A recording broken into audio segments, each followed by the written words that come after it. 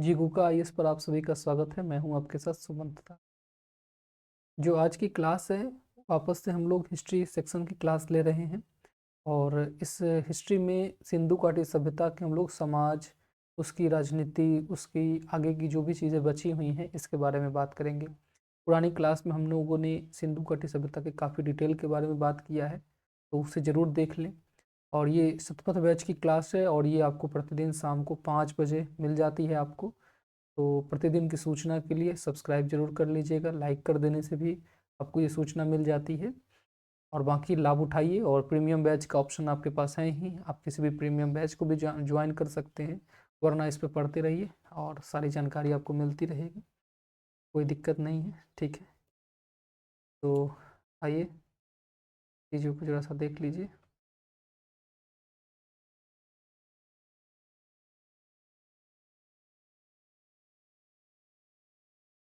जो यहाँ पे सबसे पहले देखने वाले हैं वो है सिंधु घाटी सभ्यता की समाज के बारे में। सिंधु घाटी सभ्यता की जो समाज है इसके बारे में हम लोग सबसे पहले बात करने वाले हैं।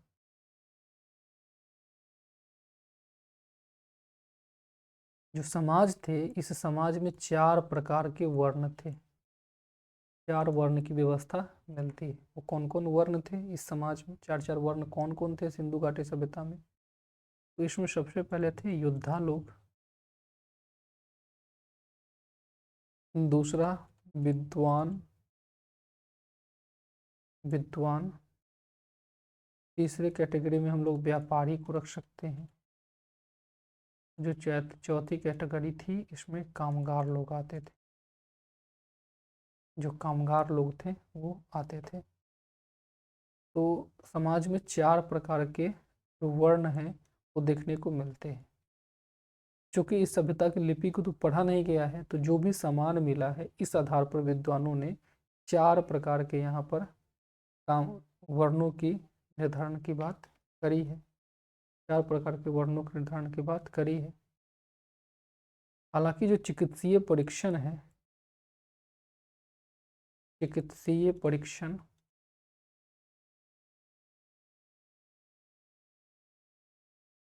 चिकित्सीय परीक्षण से यहाँ 4 प्रकार के निर्जातीय तत्वों का पता चला है। 4 निर्जातीय तत्वों की जानकारी हुई है। जो चिकित्सीय परीक्षण है, इससे 4 निर्जातीय तत्वों की जानकारी यहाँ पे हुई है। निर्जातीय तत्व कहने का मतलब है कि ये किस एरिया के लोग इसमें रहते थे। तो 4 निर्जातीय तत्व में सबसे पहले हम कह सकते हैं भूमध्य सागरीय, भूमध्य सागरीय।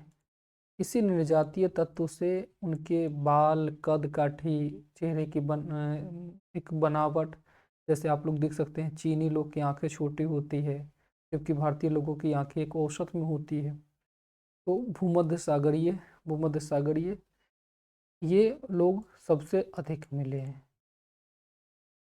ये लोग सबसे अधिक मिले हैं, मेडिटेरियन सी वाले लोग सबसे अधिक मिले हैं। दूसरा अल्पाइन, अल्पाइन, अल्पाइन ये दूसरे स्तर पे थे। जो तीसरा थे वो थे प्रोटो ऑस्ट्रेलाइट, प्रोटो, प्रोटो ऑस्ट्रेलाइट,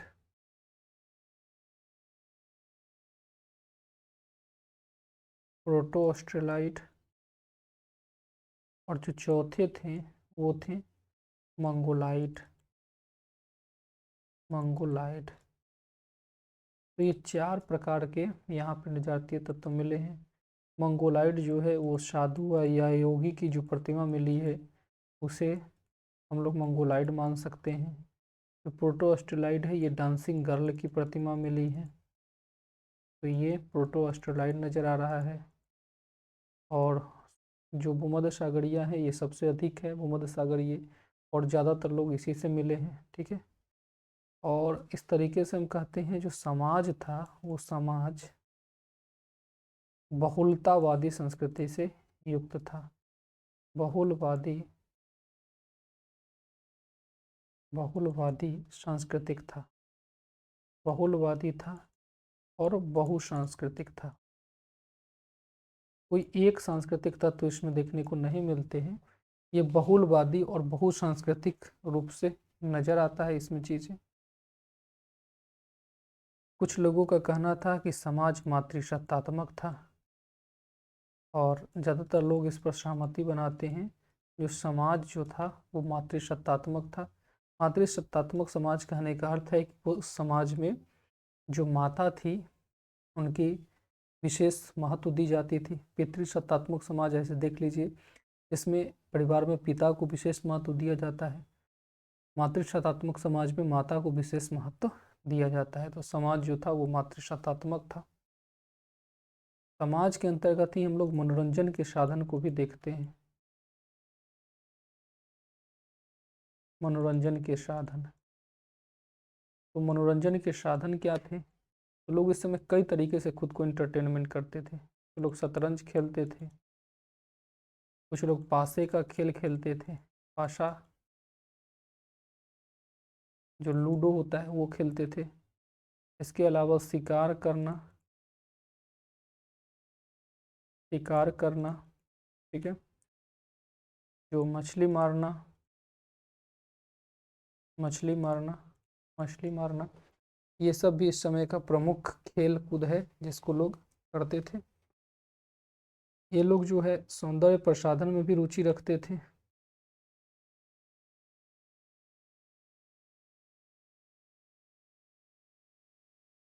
सौंदर्य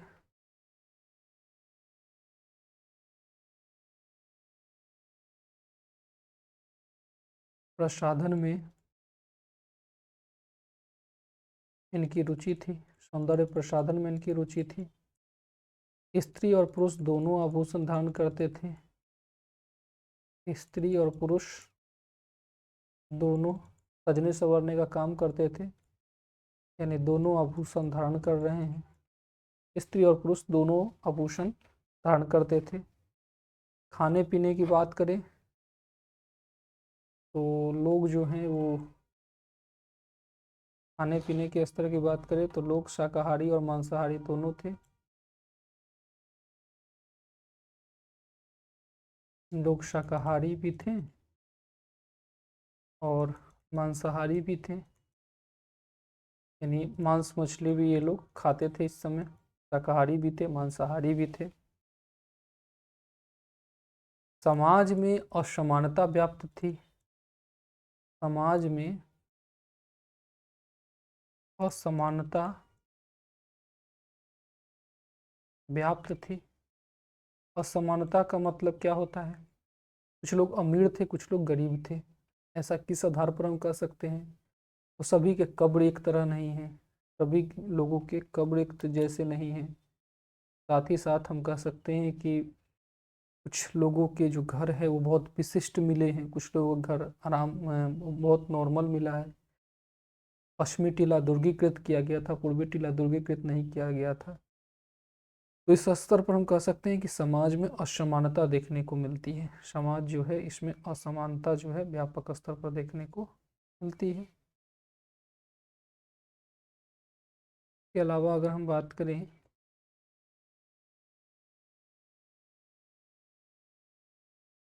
के अलावा अगर हम बात करें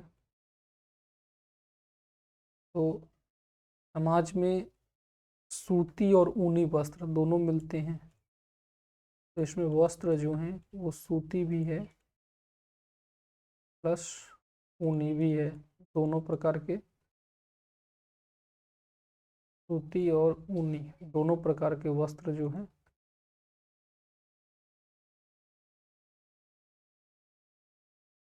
सूती और ऊनी दोनों प्रकार के वस्त्र जो हैं ये देखने को मिलते हैं। तीन प्रकार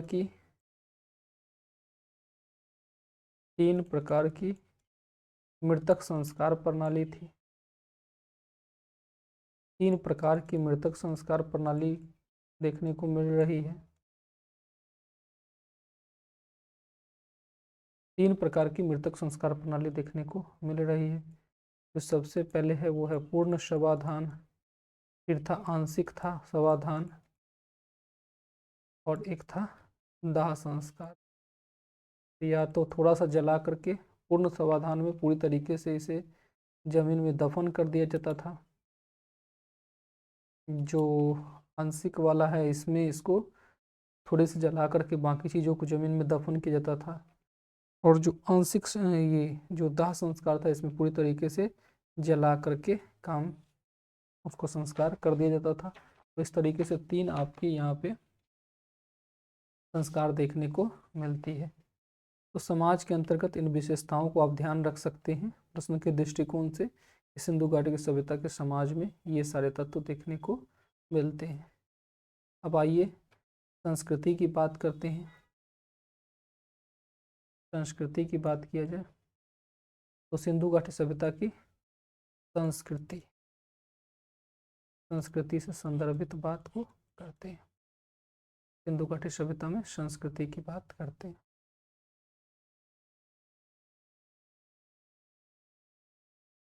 सबसे पहले बात करते हैं धर्म की। धर्म, इसमें कई प्रकार की पूजा पद्धति थी।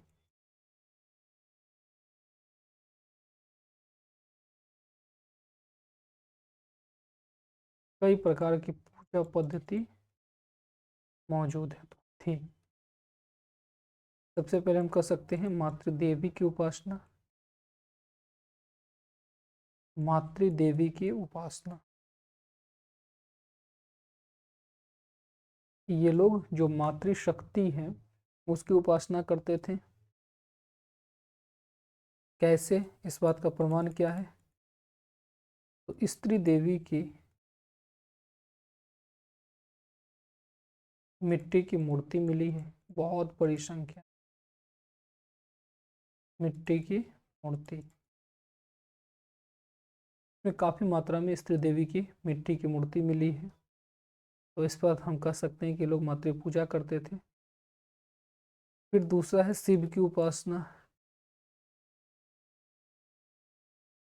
ये लोग शिव की उपासना किया करते थे। शिव की उपासना किया करते थे। तो मार्शल को जो मुहर मिला है मोहनजोदड़ो से, उसकी जिक्र कर सकते हैं। मार्शल को प्राप्त मुहर, और मार्शल को ये मुहर कहाँ मिला था? तो मोहनजोदड़ो से मिला था। इस मुहर में एक ऐसा देवता मिला है जो शिव से उसकी कंपेरिजन की जाती है। इस देवता के पलथी मार के वो बैठे हुए हैं। उनके 3 मुख और एक सिंह है। उनके 3 मुख और 3 सिंह हैं। उनके दाहिने तरफ हाथी और बाघ बैठा हुआ है, बाईं ओर गेंडा और भैंसा बैठा है।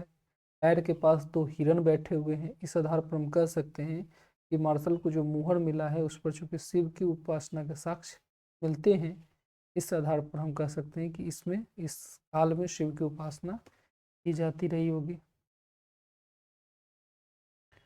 फिर लिंग एवं योनि की पूजा। लिंग एवं योनि की पूजा के साक्ष्य मिलते हैं। शिवलिंग की पूजा के साक्ष्य मिलते हैं। गोल जो हड़प्पाई स्थल है उसमें से गोलाकार, पत्थर के गोलाकार छल्ले और पत्थर के लिंग भी मिले हैं बने हुए। तो लिंगोपासना मौजूद थी, इस बात की जिक्र हम कर सकते हैं। फिर सामूहिक स्नानागार की संकल्पना को हम ध्यान कर सकते हैं। सामूहिक स्नानागार की संकल्पना थी। इस तरीके से मोहनजोदड़ो में एक बृहद स्नानागार मिला है जिसकी चर्चा पूर्व की क्लास में की गई है। इस आधार पर हम कह सकते हैं कि धार्मिक कार्यों के लेकर के वहाँ पर इस तरीके से कार्य किए जाते रहे होंगे। फिर योग में विश्वास। योग में विश्वास, मोहनजोदड़ो से एक ऐसे पत्थर का योगी मिला है इस पर हम कह सकते हैं कि इस समय योग किया जाता था। फिर सामनी आचार। सामनी आचार, इसका मतलब है भूत प्रेत को लेकर के जो विश्वास था वो भी बना हुआ था। तो हड़प्पा से ताबीज जैसी कुछ वस्तु मिली है, ताबीज मिली है। मुर्दा को दफनाने का एक विशेष ढंग मिला है। तो इस आधार पर हम कह सकते हैं कि लोग भूत प्रेत, जादू टोना, अंधविश्वास इत्यादि में भी विश्वास यकीन करते थे। इसके अलावा पशु पूजा के साक्ष्य मिले हैं। पशु पूजा, ये लोग एक सींग वाले जो बैल थी, एक सींग वाली बैल, इस पशु को विशेष रूप से पूजा करते थे। तो एक सींग वाले वृषभ की पूजा के साक्ष्य मिलते हैं। इसके अलावा कुब्बर वाली बैल जो है, ये भी विशेष रूप से, जो कुब्बर वाला बैल था इसको भी विशेष रूप से पूजा किया जाता था। तो ये भी इसकी प्रमुख पशु पूजा में आता था। इसके अलावा वृक्ष पूजा के भी साक्ष्य मिले हैं। वृक्ष पूजा के भी साक्ष्य। कौन कौन वृक्ष? तो पीपल, बरगद, पीपल, पीपल,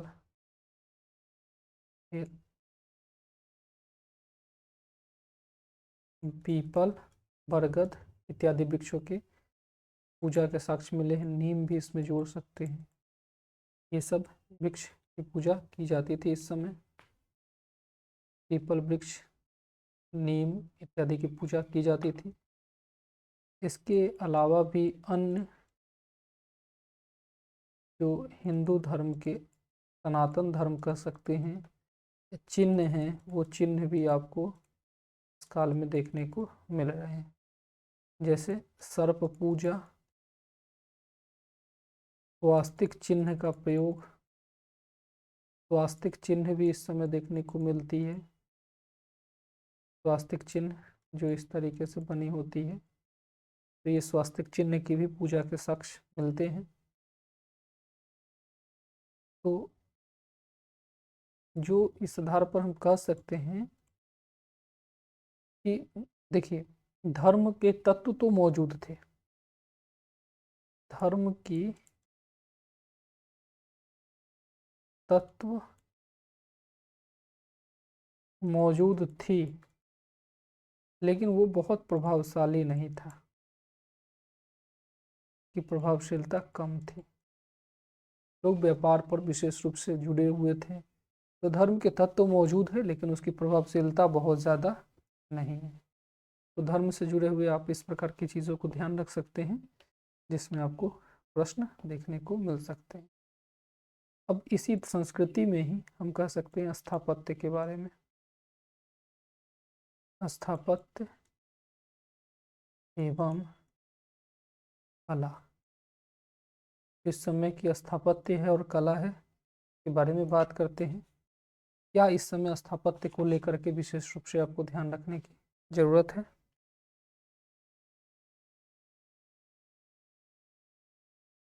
तो सबसे पहले बात कर लेते हैं स्थापत्य की। स्थापत्य की सबसे पहले बात कर सकते हैं। जो इनकी स्थापत्य थी, जो बिल्डिंगें थी, वो निश्चित योजना व डिज़ाइन खाके पर निर्भर करती थी। जो इनके स्थापत्य हैं, जो इनके आर्किटेक्ट हैं, जो इनकी बिल्डिंगें हैं, वो निश्चित योजना वो खाके पर निर्भर थी। तभी तो ये एक मंजिला घर बना लेते थे, एक मंजिला, द्विमंजिला या कहीं कहीं बहुमंजिला तक की ये आर्किटेक्ट का निर्माण करे हैं। तो एक निश्चित योजना वो खाके पर डिजाइन हुआ करती थी। वास्तु योजना को ये लोग विशेष महत्व देते थे। वास्तु योजना एक डिजाइन के साथ बसा हुआ था। फिर मूर्तिकला की बात करें, मूर्तिकला की बात करें,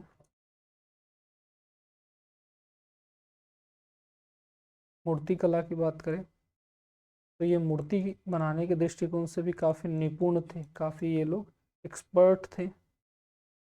ये मूर्ति जो है धातु की बनाते थे, ठीक है, पत्थर की बनाते थे यानी प्रस्तर मूर्ति, और मृण मूर्ति मट्टी की मूर्ति, धातु प्रस्तर, धातु पत्थर और मिट्टी की मूर्ति, ये निर्माण आमतौर पर करते थे। धातु में बात करें तो तांबा पीतल विशेष रूप से प्रयोग किया जाता था।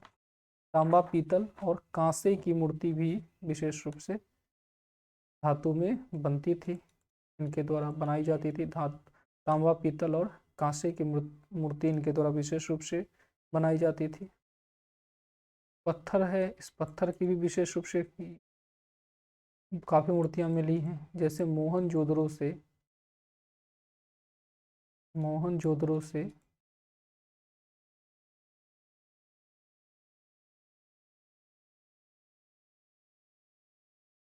जो योगी की मूर्ति मिली है,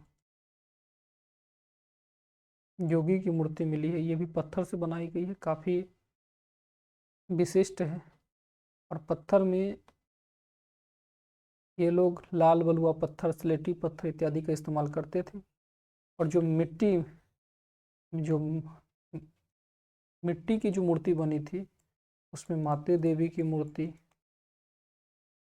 ठीक है, माते देवी की मूर्ति, खिलौना, जानवर इत्यादि की मूर्ति जो है बनी है। तो मूर्ति को लेकर के ये लोग काफ़ी विशेष रूप से प्रयोग करते थे। जो धातु वाली मूर्ति है, तांबा पीतल और कांसा वाला, इसको ये लोग ढालने के लिए एक विशेष विधि का प्रयोग करते थे। उस विधि का नाम है द्रविमोम विधि। इसे लॉस्ट वैक्स मेथड भी कहा जाता है। ये लोग जो मूर्ति होती थी धातु वाली, उसमें ये लोग विशेष रूप से प्रयोग करते थे। एक विधि है द्रविमोम विधि, लॉस्ट वैक्स मेथड। इस विधि के जरिए ये लोग मूर्ति ढालने का काम करते थे। इसके एग्जाम्पल के रूप में बात करें तो कांसे की नर्तकी की मूर्ति यहाँ पर विशेष रूप से उल्लेखनीय है। कांसे की नर्तकी की मूर्ति विशेष रूप से उल्लेखित है। ये बहुत सुंदर बनाया गया है और ये बना है आपके मोहनजोदड़ो से। ये मिला है आपको मोहनजोदड़ो से, ठीक है। और जो ये द्रविमोम विधि है, इसी विधि पर आगे चलकर जो नटराज शिव है, नटराज शिव की मूर्ति ये चोलों द्वारा बनाई जाती है इसी विधि पर, ठीक है। तो प्रेरणा ली जाती है। नटराज की भी जो कांस्य की प्रतिमा है, इसका निर्माण चोलों द्वारा किया गया था। तो इनकी कुल मिलाकर मूर्ति जो है ये विशेष रूप से जानने लायक है कि ये बहुत दक्ष कलाकार थे। तो इनकी स्थापत्य, मूर्ति कला इत्यादि के क्षेत्रों में इनको विशेष रूप से योगदान है इनका। फिर बात करते हैं विज्ञान और प्रौद्योगिकी की। विज्ञान एवं प्रौद्योगिकी।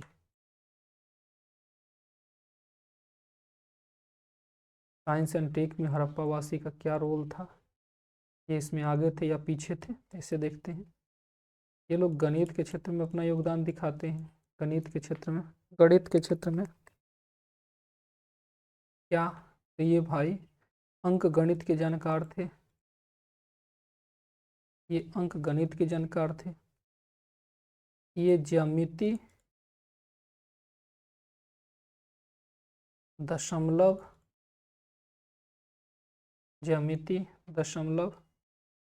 ज्ञान रखते थे। इनके जो बाट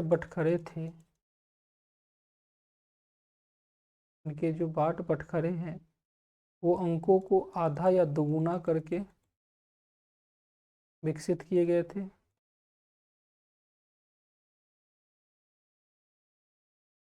तो ये एक बेहतर गणित के बाद ही किया जा सकता है। यानी कि जो बाट बटखरे थे ये अंकों को आधा या दुगुना करके विकसित किए गए थे। ये विशेष रूप से जब गणित को ध्यान रखी जाएगी तभी संभव है। इनके जो ईंट होते थे वो भी एक निश्चित अनुपात में बने होते थे। ये भी मैथ का विशेष रूप से योगदान बताता है। इनके ईंट थे जो 4:1 में बने हुए थे, तो ये भी विशेष रूप से ध्यान रखना है। इनकी स्केल जो थी वो निश्चित पैमाने पर बनी हुई थी, तो निश्चित पैमाने पर बनी स्केल भी है इनके पास नापने के लिए। ठीक है, तो हम कह सकते हैं कि इन्हें अंक गणित और बीज गणित का भी ठीक ठाक जानकारी था। ठीक है, इसके अलावा ये लोग खगोल विज्ञान के जानकार है भाई। खगोल विज्ञान की भी इनको अच्छी खासी जानकारी थी। तो कैसे? तो ये लोग कृषि बहुत टाइम से करते थे, इन्हें रबी फसल की जानकारी है। ठीक है, इसके अलावा ये लोग नक्षत्रीय गणना कर सकते थे, क्योंकि ये विभिन्न मौसम में उगने वाली फसल को कर रहे हैं, तो खगोल विज्ञान की इन्हें जानकारी है। ये धातु एवं रसायन विज्ञान में माहिर थे, क्योंकि ये कांसा जो बना रहे हैं वो तांबा और टीन को मिलाकर के बना रहे थे, और धातु के काफ़ी सारी वस्तुएं इन्होंने बनाई है। इनको धातु और रसायन विज्ञान की अच्छी जानकारी है। फिर इन्हें चिकित्सा शास्त्र की भी जानकारी थी, चिकित्सा शास्त्र की जानकारी थी, क्योंकि इनकी जो नालियाँ हैं वो नालियाँ ढकी हुई है। तो पहली बात तो ये स्वच्छता को विशेष महत्व देते थे, तो चिकित्सा शास्त्र की जानकारी है। उसके बाद कालीबंगा से जो बालकों की खोपड़ी मिली है, कालीबंगा से 2 बालक की खोपड़ी मिली है जिसमें छेद किए गए हैं।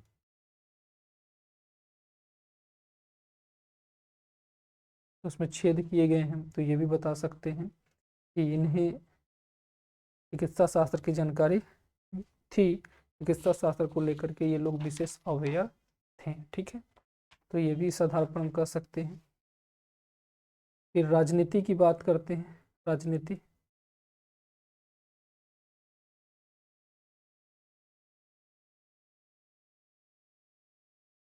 हड़प्पा कालीन राजनीति की बात करते हैं।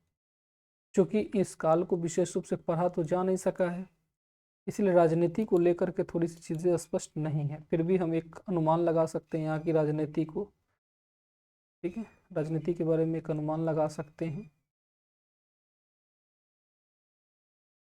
एक अनुमान लगाया जा सकता है राजनीति को लेकर के।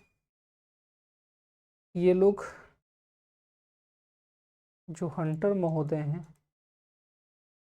हंटर महोदय का कहना था कि यहाँ जनतांत्रिक व्यवस्था थी, जनता पूरी तरीके से मिलकर के शासन करती थी। ठीक है, जो एक अनरेस्ट मैके नामक विद्वान है, मैके, जो चंद्रोदय के उत्खनन से भी संबंधित है, तो मैके ने यहाँ प्रतिनिधि मूलक अर्थव्यवस्था की बात कही है। प्रतिनिधि मूलक व्यवस्था की बात कही है। इनका कहना था जो जनता द्वारा चुने हुए प्रतिनिधि होते थे वो शासन करते थे। फिर पिगट, स्टुअर्ट पिगट जैसे महोदय का कहना था, पिगट महोदय का कहना था यहाँ जो पुरोहित होते थे वो शासन करते थे। पुरोहित का शासन पिगट जैसे महोदय, स्टुअर्ट पिगट जैसे लोगों का कहना है। उन्होंने कहा है जो देखिए किसी भी काल में राजा की प्रतिमा बनाई जाती है, और चूंकि मोहनजोदड़ो से पत्थर की योगी की प्रतिमा मिली है, तो इसका अर्थ है कि इस काल में जो राजा था वो पुरोहित के रूप में शासन काम करता था। और इसी पिगट महोदय ने हड़प्पा और मोहनजोदड़ो को इस साम्राज्य की जुड़वा राजधानी भी कहा है। हड़प्पा और मोहनजोदड़ो को साम्राज्य की जुड़वा राजधानी कहा है। हड़प्पा और मोहनजोदड़ो को इस साम्राज्य की जुड़वा राजधानी के रूप में स्टुअर्ट पिगट महोदय ने ही बताया है। ठीक है, और जो सर्वाधिक मान्य मत है लोकप्रिय मत है, ज़्यादातर विद्वान भी इससे सहमत है, लोकप्रिय मत है, वो लोकप्रिय मत है कि यहाँ शिल्पी प्लस व्यापारियों द्वारा शासन कार्य किया जाता था। शिल्पी एवं व्यापारियों का शासन था। शिल्पी और व्यापारियों का शासन था क्योंकि यहाँ नगरपालिका अस्तित्व में थी, तो नगरपालिका व्यवस्था का अस्तित्व था शहर में जो है, इसीलिए विशेष रूप से दुर्ग वाले क्षेत्र में ये सारी चीज़ें की गई थी। तो यहाँ नगरपालिका व्यवस्था का अस्तित्व था। ठीक है,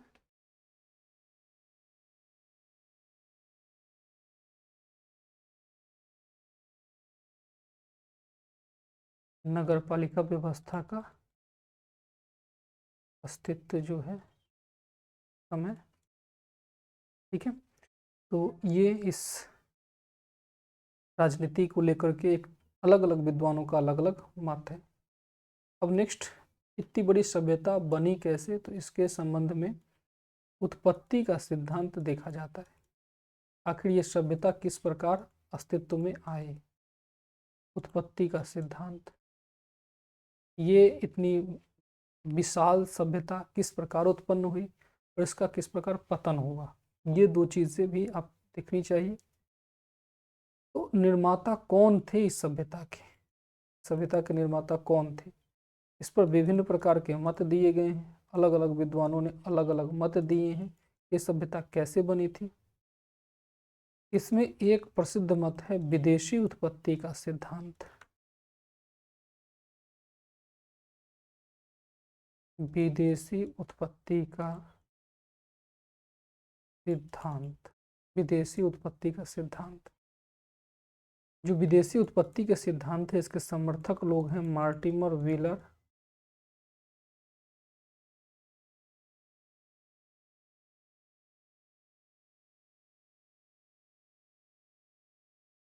जो विदेशी उत्पत्ति का सिद्धांत है इस सिद्धांत के समर्थक कौन कौन है, तो मार्टिमर व्हीलर नाम है, व्हीलर, गार्डन चाइल्ड,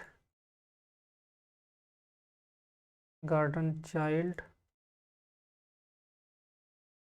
केमर, D D Kosambi, D D Kosambi, D D Kosambi. तो इन लोगों का कहना था कि विदेशी से, जैसे मेसोपोटामिया सभ्यता के लोग जो थे वही सब आ करके उनका एक डिसॉल्व हुआ, उनका विसरण हुआ, वो लोग बाहर से आकर के इक्का दुक्का बसते और ये सभ्यता के रूप में विकसित हो गए। तो विदेशी उत्पत्ति का सिद्धांत के समर्थक ये लोग हैं। वर्तमान में इस मत को पूरी तरीके से नकार दिया गया है, नहीं माना जाता है। जो दूसरा प्रमुख सिद्धांत है वो है आर्यों से उत्पत्ति का सिद्धांत। आर्यों से उत्पत्ति का सिद्धांत, जो आर्यों से उत्पत्ति का सिद्धांत है इसके समर्थक लोग हैं लक्ष्मण स्वरूप सहाय, लक्ष्मण स्वरूप सहाय, फिर रामचंद्रन। ठीक है, ये सब आर्यों से उत्पत्ति के सिद्धांत के समर्थक रहे हैं। इनका मानना है कि आर्य लोग आए और इस सभ्यता को बनाए हैं। वर्तमान में इसे भी नकार दिया जाता है क्योंकि आर्य लोग तो ग्रामीण सभ्यताओं में रहते थे, ये लोग तो शहर वाले थे, इसलिए इसको भी नकार दिया जाता है। तीसरा है द्रविड़ उत्पत्ति से सिद्धांत, द्रविड़ उत्पत्ति सिद्धांत, द्रविड़ उत्पत्ति, जो दक्षिण भारतीय लोग थे वहाँ जो द्रविड़ उन्हें कहा जाता है, इनसे इस सिद्धांतों का उनसे सिंधु घाटी सभ्यता वाले लोगों का जन्म हुआ है। इस सिद्धांत के जो समर्थक थे उनमें है राखला दास बनर्जी, वर्तमान में भी इस सिद्धांत को नहीं माना जाता है, क्योंकि द्रविड़ लोग भी गांव में रहते थे, तो ये सिद्धांत भी नकार दिया जाता है। ये सिद्धांत भी नकार दिया जाता है, जिसमें हम लोग कहते हैं कि ये सिद्धांत भी एक अस्पष्टता को बताता है। जो नेक्स्ट सिद्धांत है वो है स्वदेशी उत्पत्ति का सिद्धांत। स्वदेशी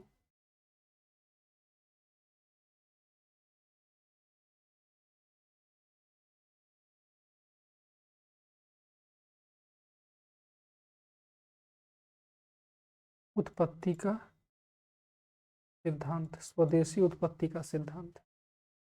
और इसके जो समर्थक लोग थे उनमें आलचिन दंपत्ति,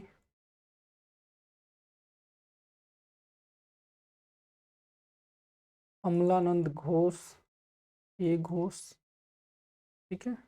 इनका मानना था कि ये लोग जो पहले गांव के लोग थे, स्थानीय लोग थे, वही आगे चलकर यहाँ पर विकसित हो जाते हैं सिंधु घाटी की महान सभ्यता के रूप में। तो ये सिद्धांत जो है स्वदेशी उत्पत्ति का सिद्धांत, ये वर्तमान में विशेष महत्व है और इसी को माना जाता है। जो ये लोग हैं, ये लोग अर्ध शहर को शहर में, गांव को अर्ध शहर में तब्दील होने की पूरी एक साक्ष्य भी उपलब्ध कराते हैं। तो वर्तमान में ये मत जो है ये सबसे ज़्यादा विशेष रूप से प्राप्त करता है। इसमें एक रफ़ीक मुगल का नाम भी आप जोड़ सकते हैं, रफ़ीक मुगल। तो रफ़ीक मुगल, ये सारे के सारे लोग स्वदेशी उत्पत्ति के सिद्धांत को महत्व देते हैं, ठीक है। तो ये लोग कहते हैं कि सबसे पहले प्राक हड़प्पा आया, प्राक हड़प्पा, यही प्राक हड़प्पा आगे चल के प्रारंभिक हड़प्पा में परिणत हो गया, प्रारंभिक हड़प्पा में परिणत हो गया। फिर यही होके हड़प्पा बाद की हड़प्पा शहरी सभ्यता में परिवर्तित हो गया, और इसके बाद ये हड़प्पा परवर्ती वापस से ग्रामीण सभ्यता में विकसित हो गया। तो इस तरीके से ये एक स्वदेशी उत्पत्ति की जिक्र करते हैं, हड़प्पा परवर्ती में तब्दील हो गया। इनका कहना है कि जो प्राक हड़प्पा था ये 7000 BC में आया और 3500 BC तक ये प्राक हड़प्पा ही रहा। फिर प्रारंभिक हड़प्पा जो है ये 3500 BC से 2600 BC तक रहा, 2600 BC तक रहा। और इसके बाद जो 2600 BC से 1900 BC है, इसमें हड़प्पा सभ्यता रहा।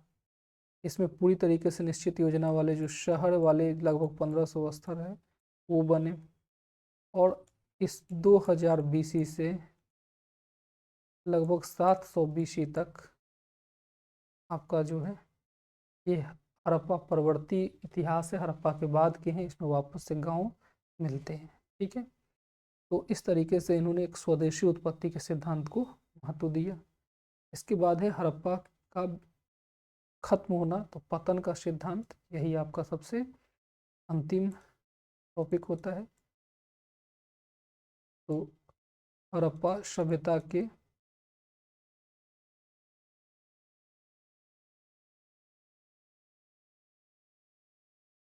पतन का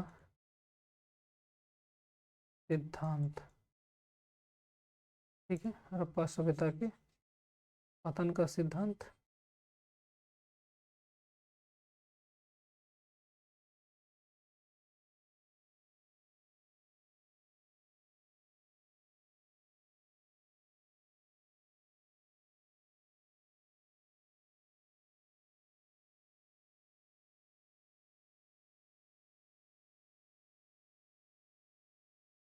हड़प्पा सभ्यता का पतन। अब ये सभ्यता, इतनी महान सभ्यता किस प्रकार खत्म हो गई, इसको लेकर भी विभिन्न मत दिए गए हैं।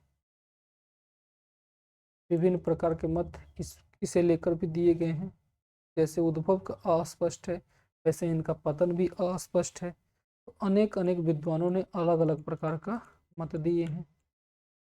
एक लोग का कहना है कि बाढ़ द्वारा पतन, एक सबसे पहला सिद्धांत है बाढ़ द्वारा पतन। यानी जो सभ्यता थी इनमें फ्लड के कारण, बाढ़ द्वारा इस सभ्यता का पतन हो गया। उसमें जो नाम है वो नाम आपके लिए महत्वपूर्ण है। मार्शल मैके, एस आर राव, इन लोगों का कहना था कि ये बाढ़ द्वारा ये सभ्यता पतन हो गया। फिर दूसरा जो सिद्धांत है वो है नदियों का सूख जाना। नदियों का सूख जाना, कुछ विद्वानों का मानना था कि पहले नदी जब बहती थी तो यहाँ की सभ्यता विशेष रूप से विकसित हुई थी, फिर नदी ही सूख गई तो ये सभ्यता नष्ट हो गया। तो डीपी अग्रवाल, अमलानंद घोष और टी सूद, ऐसे इतिहासकार नदियों के सूख जाने की बात करते हैं। ये कहते हैं चूंकि नदियां सूख गई इसीलिए से सभ्यता का पतन हो गया। फिर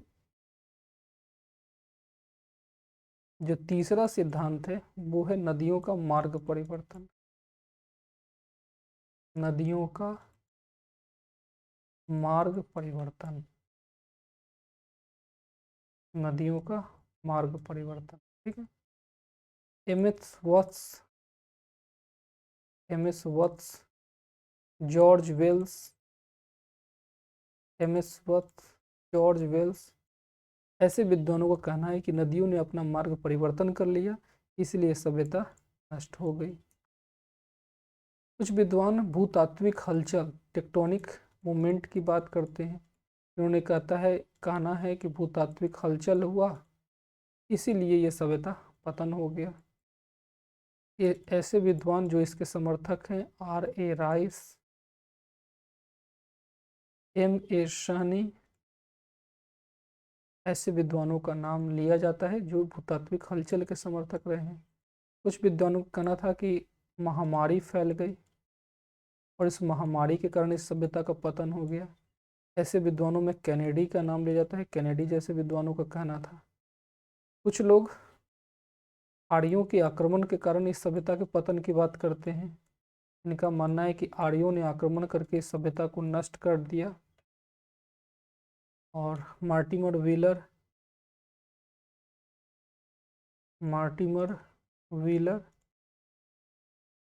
और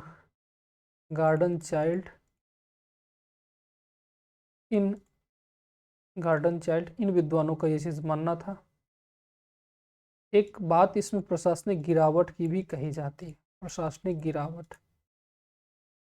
मार्शल जैसे विद्वान का कहना था, ये मार्शल द्वारा दिया गया है, जॉन मार्शल जो ASI के DG भी थे। तो मार्शल जैसे विद्वानों का कहना था कि चूंकि ये सभ्यता जो है ये अपनी प्रशासनिक व्यवस्था के दम पर चल रही थी और फिर प्रशासनिक रूप से गिरावट आई और ये सभ्यता पतन हो गया। व्यापार में गिरावट, कुछ लोगों का कहना था कि ये सभ्यता व्यापार के दम पर चल रही थी और चूंकि व्यापार में ही गिरावट हो गई तो ये सभ्यता धीरे धीरे पतन हो गया। और RS शर्मा इसके समर्थक रहे हैं, हालांकि ये लोकप्रिय मत भी है, ज़्यादातर लोग इसकी बात करते हैं। और अगला है जलवायु परिवर्तन। जलवायु परिवर्तन प्लस पारिस्थितिकी असंतुलन, पारिस्थितिकी असंतुलन। तो ये सर्वाधिक महत्वपूर्ण मत है, ठीक है। ये सर्वाधिक इम्पोर्टेंट भी है, सर्वाधिक समर्थन भी है। और इसके जो संस्थापक माने जाते हैं वो आते हैं फेयर सर्विस, गुरदीप सिंह। इन लोगों का कहना था कि जलवायु में परिवर्तन हो गया और पारिस्थितिकी इम्बैलेंस के कारण ये सभ्यता पतन हो गई, खत्म हो गई, और इसे सबसे ज़्यादा महत्व दिया जाता है। हालांकि नोट में अगर हम ये कह सकते हैं कि कोई एक कारण नहीं, बहु कारक इस सभ्यता के पतन के लिए जिम्मेदार थे। कोई एक कारक नहीं बल्कि बहु कारक इस सभ्यता के पतन के लिए जिम्मेदार थे। तो इस आधार पर हम यहाँ पे कह सकते हैं कि हड़प्पा सभ्यता बहु कारकों से खत्म हो गई थी। ठीक है, और इस तरीके से उद्भव और पतन के बाद लास्ट में एक चीज आपको देखना है कि हड़प्पा का सबसे बड़ा साइट कौन सा है। हड़प्पा सभ्यता का सबसे बड़ा स्थल कौन सा है, सबसे बिग साइट कौन है, सबसे बड़ा स्थल कौन सा है। देखो 1500 स्थल है, इसमें सबसे बड़ा कौन सा है। ठीक है, तो 2015 में जब से राखी गढ़ी का उत्खनन हुआ है तो सबसे बड़ा अब साइट हो गया है आपका राखी गढ़ी। हड़प्पा का सबसे बड़ा साइट हो गया है राखी गढ़ी, राखी गढ़ी जो कि हरियाणा में है। इसके बाद आपका जो दूसरा सबसे बड़ा साइट है वो है मोहनजोदड़ो। मोहनजोदड़ो। जो तीसरा सबसे बड़ा साइट है वो है हड़प्पा। हड़प्पा। जो चौथा सबसे बड़ा साइट है वो है गनेरी वाला। गनेरी वाला। और जो पांचवा सबसे बड़ा साइट है वो है धौलावीरा।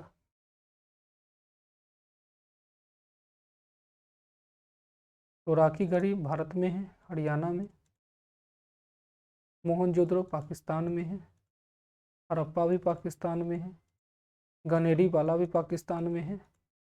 और जो धौलावीरा है ये गुजरात में है, यानी भारत में है। तो ये हड़प्पा सभ्यता का सबसे बड़ा स्थल है। धौलावीरा को यूनेस्को में भी शामिल कर लिया गया है। तो यहाँ पे हड़प्पा सभ्यता का सबसे बड़ा स्थल मिल जाता है आपको। जब हड़प्पा सभ्यता खत्म हो जाती है तो मैंने आपसे कहा था कि सबसे पहले जो ताम्रपाषाण काल होती है, ताम्रपाषाण काल है, इस ताम्रपाषाण काल के शुरुआत में हड़प्पा पूर्व की ग्रामीण संस्कृति आती है। हड़प्पा पूर्व की ग्रामीण संस्कृति, और ये विकसित होकर के वापस से हड़प्पा शहरी सभ्यता बन जाता है। और इसके बाद वापस से हड़प्पा परवर्ती परवर्ती ग्रामीण संस्कृति देखने को मिलती है। ठीक है, हड़प्पा परवर्ती ग्रामीण संस्कृति आपने ये देख लिया है, ये देख ली है। आइए इसको देखते हैं, हड़प्पा परवर्ती ग्रामीण संस्कृति को देखते हैं। तो हड़प्पा परवर्ती ग्रामीण संस्कृति की बात करते हैं। ये एक बहुत ही आसान टॉपिक है, हड़प्पा परवर्ती ग्रामीण संस्कृति, यानी हड़प्पा बाद किसी भी कारण से जब इस सभ्यता का पतन हो गया तो लोग कहाँ गए। यहाँ पे हड़प्पा सभ्यता का चाहे जिस कारणों से भी उसका पतन हो गया तो लोग फिर गांव में रहने लगे। उन गांवों के बारे में आपने देखना है। इसमें सबसे पहले एक संस्कृति का डेवलपमेंट हुआ, उसका नाम है आहर संस्कृति। उसका सबसे पहले नाम है आहर संस्कृति। ये आहर संस्कृति जो है ये 2000 बीसी से 1500 बीसी के बीच डेवलप हुआ आहर संस्कृति। ठीक है, ये दक्षिण पूर्वी राजस्थान में विकसित हुआ था। आहर संस्कृति जो दक्षिण पूर्वी राजस्थान है वहां पर विकसित हुआ आहर संस्कृति। ये बनास नदी के तट पर था। तो किस नदी के तट पर, तो बनास नदी के तट पर। बनास नदी के तट पर इसके कुछ स्थल का नाम आपको ध्यान रखना है। वो स्थल है सबसे पहले आपका आहर, इसी के नाम पर इस सभ्य संस्कृति को आहर संस्कृति कहा जाता है। गिलुंद, गिलुंद और बालाथल, बालाथल। ठीक है, तो तीन नाम यहाँ पर आपको ध्यान रखना है। आहर संस्कृति में 2000 बीसी में 2000 से 1500 बीसी में जो आहर संस्कृति थी, इसमें तीन नाम याद रखना है, आहर, गिलुंद और बालाथल। तीन स्थल यहाँ पे डेवलप। एक दूसरी संस्कृति यहाँ पे डेवलप हुई जिसका नाम है मालवा संस्कृति। दूसरी संस्कृति थी मालवा संस्कृति। फिर इसकी टाइमिंग क्या थी, 1900 बीसी से 1400 बीसी, 1900 बीसी से 1400 बीसी। और ये आपका पश्चिमी मध्य प्रदेश पश्चिमी एमपी में डेवलप हुई थी। किस नदी के किनारे? तो नर्मदा नदी के किनारे, नर्मदा नदी तट पर विकसित हुई थी। इसमें दो नाम आपको याद रखना है, एक है मालवा, इसके स्थल हैं, एक आपको याद रखना है मालवा, दूसरा नागरा, नागरा, और एक और याद रख लीजिए नौदा टोली, नौदा टोली, नौदा टोली। तो ये मालवा संस्कृति से, जो हड़प्पा बाद की ग्रामीण संस्कृति, इसमें आहर संस्कृति और मालवा संस्कृति आपने देखा। जो तीसरा यहाँ पे प्रमुख संस्कृति फैली थी हड़प्पा बाद की, उसको नाम कहते हैं आयथा संस्कृति। ये भी ग्रामीण संस्कृति थी, कायथा संस्कृति। ये 2200 से बीसी से, ये 2200 बीसी से 2000 बीसी के बीच आई थी। ये पश्चिमी मध्य प्रदेश में विकसित हुई थी, तो ये पश्चिमी मध्य प्रदेश में विकसित हुई थी। इसके स्थलों की बात करें तो इसके स्थलों में कुछ नाम आपको याद रखना है, वो है एरन, त्रिपुरी, त्रिपुरी, उज्जैन, उज्जैनी। ये सब कायथा संस्कृति के अंतर्गत डेवलप हुई थी हड़प्पा बाद। फिर चौथी संस्कृति जोड़वे संस्कृति को हम लोग जोड़ते हैं, जोड़वे संस्कृति। ये हड़प्पा बाद आया था जोड़वे संस्कृति। ये 1400 से 1400 बीसी से 700 बीसी के बीच देखने को मिलता है। ये भी ग्रामीण संस्कृति है, जोड़वे संस्कृति। ये आपके पश्चिमी महाराष्ट्र में डेवलप हुआ था, पश्चिमी महाराष्ट्र में डेवलप हुआ था। और पश्चिमी महाराष्ट्र में ये दो जगहों पर विशेष रूप से डेवलप हुआ था, एक अहमदनगर के एरिया में और एक आपके पूना के एरिया में। अहमदनगर और पूना के एरिया में डेवलप हुआ था। इसमें अहमदनगर के एरिया में हम 3 स्थलों का जिक्र कर सकते हैं, एक जोड़वे, जोड़वे, दूसरा दायमाबाद, दायमाबाद,